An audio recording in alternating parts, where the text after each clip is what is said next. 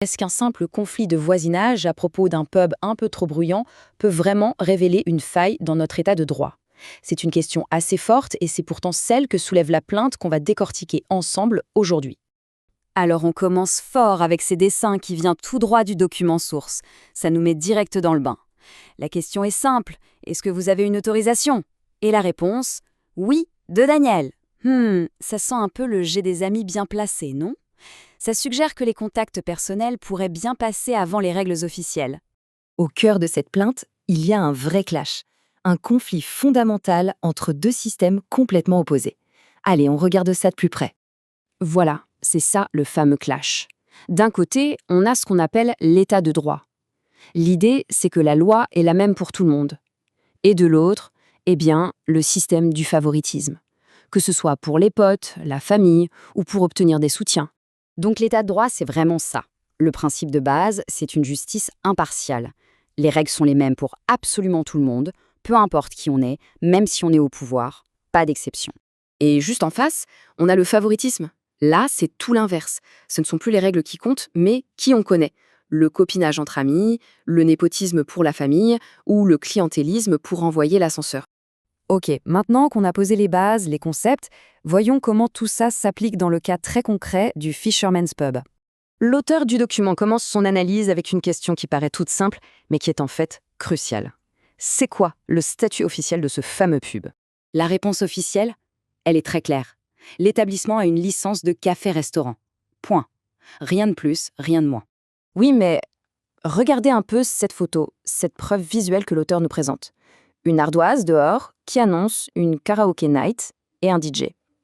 On peut commencer à se poser la question, est-ce que ça colle vraiment avec une simple licence de café-restaurant?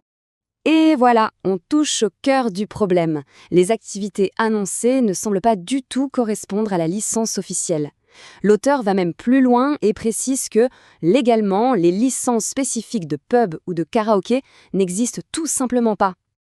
Et ce n'est pas tout. Le document donne un autre chiffre précis, la capacité d'accueil maximale autorisée. C'est 70. 70 personnes. C'est une autre règle et elle est censée être respectée. Alors cette chronologie, elle est intéressante parce qu'elle montre que le problème ne date pas d'hier.